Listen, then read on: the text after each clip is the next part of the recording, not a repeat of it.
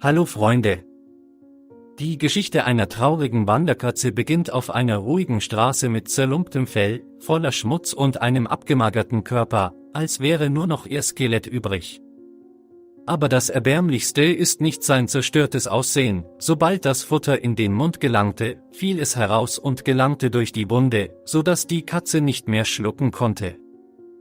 Hunger und Durst zersetzten seinen Körper Tag für Tag, seine ursprünglich flexiblen Augen wurden nun unempfindlich gegenüber allem um ihn herum. Inmitten eines scheinbar schicksalhaften Moments begegnet ein Mann zufällig einer Katze auf der Straße. Seine Augen waren schwer vor Traurigkeit, als er das kleine, schwache Wesen betrachtete, das mit dem drohenden Tod kämpfte. Der Mann holte etwas Futter heraus, in der Hoffnung, ihm zu helfen, seinen Hunger zu ertragen. Aber sobald das Futter sein Maul erreichte, leckte die Katze nur ein wenig daran und wandte sich dann ab. Das Tier stöhnte leise und lehnte die Hilfe ab, seine Augen waren verloren, als hätte es völlig aufgegeben und die Hilflosigkeit akzeptiert.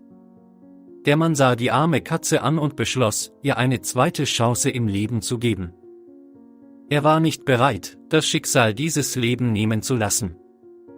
Ohne zu zögern beschloss der Mann, das Tier in die Tierklinik zu bringen, da er glaubte, ihm helfen zu können. Sobald sie im Krankenhaus ankamen, erkannten die Ärzte sofort den kritischen Zustand der Katze. Sie nutzten dringend eine Ernährungssonde, um ihm vorübergehend zu helfen, seinen Hunger zu stillen, denn dieser dürre Körper scheint nicht die Kraft zu haben, noch länger zu warten. Ein separater Käfig wurde schnell vorbereitet und die Notfallbehandlung begann.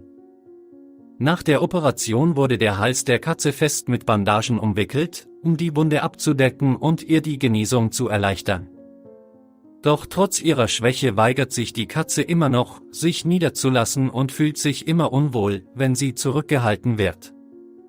Es versucht ständig, die Tür zu öffnen und zu fliehen, wie der Instinkt eines Menschen, der mit Freiheit vertraut ist.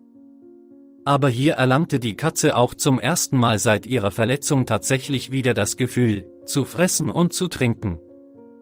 Als der Futternapf vor ihm abgestellt wurde, hielt die Katze kein Zögern mehr zurück. Jeder Bissen wurde so schnell geschluckt, dass alles im Handumdrehen aufgegessen war.